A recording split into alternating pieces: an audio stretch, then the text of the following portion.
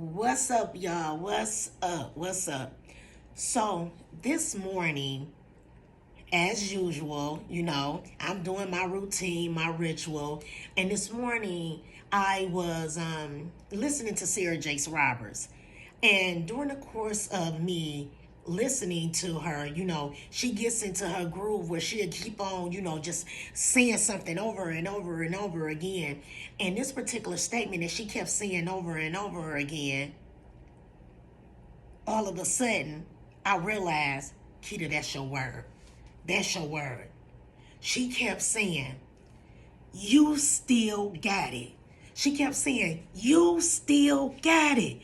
She kept on saying, you still got it. And I said to myself, Keita, that is your word. As far as what I knew that I was going to, name today's talk. I said, Keita, it's called You Still Got It. Okay, so the reason why that particular statement really resonated with me as much as it did is because last night it was brought to my attention, you know what I'm saying, that the Lions, because I'm not I ain't into football. I ain't into football. I'm wearing my Lions apparel, but I'm not into football. I'm not knowledgeable of football. I don't follow football. I don't. Okay. I know that the Lions is our team. You know what I'm saying. I do know that for many years that they have had a really bad record and things of that nature or whatever. But I don't know nothing about football. I don't. And I do know and I do realize that they have been doing pretty good over the last couple of years. But again, Keita don't know football. But last night, it was brought to my attention that for the first time in history, that the Lions made first seed. They was the number one seed, okay? Because they won against the Minnesota Vikings last night. And I'm gonna go a little step further, y'all. I took some notes. I took me some notes, so I'm gonna pick up my notes. So when I think about the fact that for many years they ain't have it. For a whole lot of years, they ain't have it. I'm gonna throw them stats out at y'all. So they had an all-time record of 591 wins to 707 losses. Okay, they done had 34 ties in their time frame, and basically this is all in the regular season. And then as far as when the few times that they've gotten a chance to play in the playoffs, they only had 9 wins to 14 losses. So then now I'm gonna jump on down to, they were considered, and y'all know, if you from Michigan, if you from anywhere in the United States, you already know that the Lions was considered to be one of the worst teams, one of the worst NFL teams probably in history, okay? And one of their worst years was in 2008, okay? For that entire season, okay? They didn't win any games. They was 0-16. That's terrible. And they was the second team ever. The second team ever since the NFL and the AFL merged together. They was the second team to ever lose in that manner, where they did not win any games for the entire season. That's terrible. That's terrible. Okay? And then even in the times they said when they did get to the playoffs, they said that they haven't even played a playoff game since the Bush administration. How many years ago was that? How many years ago was that they did that? They never played in the Super Bowl. So what that says, they never won a Super Bowl. Okay?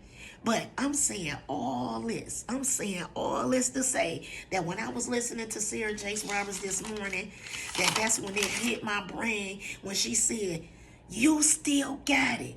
You still got it. Guess what, y'all? They still got it. They still got it. So you know what that means? You still got it. So let me show you what a person that knows that a person, an organization, that people that know that they still have it, how it go for them. You know what I'm saying? Because you're never giving up. Because somebody within that organization, somebody on that team, somebody sitting in them stands, somebody believed that they still had it. So let me kick this to y'all. So since the inception, since the NFL has been in existence, over 49 franchises no longer exist. Okay, over 49 franchises do not exist since the NFL came into existence. You would think that a team that has been doing as horrible as the Lions were doing, that they would be one of those 49 teams that would have just said, I give up. Just forget it. Forget it. This ain't for us. This, you know what I'm saying? Let us go on about our business, because we just in here, as my grandma always used to say, throwing good money after bad money. But they didn't give up because somebody believed that they still had it. All right. So I'm gonna go in a little further. Prior to the Super Bowl, okay, because the Super Bowl was not always in existence. The Super Bowl came about in 1967. I told y'all I was doing my homework. In 1967. So pre-Super Bowl time, the Lions actually won 4 championships. Okay, so this is around 52, 53, stuff like that. I think they said in 54 they lost the game, stuff like that. But by the time 1957 came, something happened where somebody, I guess, put some words out there. Like basically they was putting a curse on them, letting them know y'all will never win another championship ever again. And now this make me again have to go to the word when they say the power of life and death is in the tongue. The power of life and death in the tongue.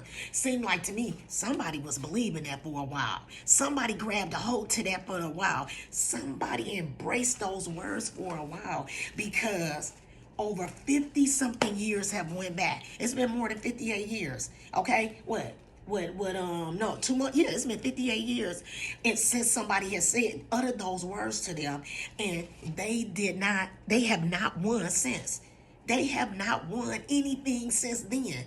Okay? So I'm going a step further to say to you, we cannot allow the words that people speak out to us. We cannot allow the words that we speak to ourselves in a negative manner to take root, to take hold so tough, so strong that you don't believe that you still got it. You cannot do that. You cannot do that, because it can be whatever. I want to say this, whatever it is that you are meant to do in life. You don't know really when it is that it's supposed to happen. You don't know if it's supposed to happen in 1 month, 1 year, 10 years, 20 years, 25 years, or 58 years. You don't know when it's supposed to happen. So if at any time you decide, I'm going to stop doing this, I'm going to stop doing this, I ain't doing this no more, because of the fact that it ain't looking like what you want to look like, what you want it to look like, then guess what? It's not going to happen. It's not going to happen. You have to believe. You have to know. You have to trust that you still got it. And obviously they did. Because last night, these fellas, okay, broke a record, or made history, shall I say. They made history. They, for the first time, 2 teams, the Lions and the Minnesota Vikings, were the first 2 teams to ever have won over 13 games, play together, and then the Lions beat them. The Lions was not slated to beat them, okay? Because, again, a little bit more of the history. The Minnesota Vikings, the last 9 times that the little Minnesota Vikings have played them, they have won. So who would have thought that the Lions was going to beat a team that has beat them 9 times in a row?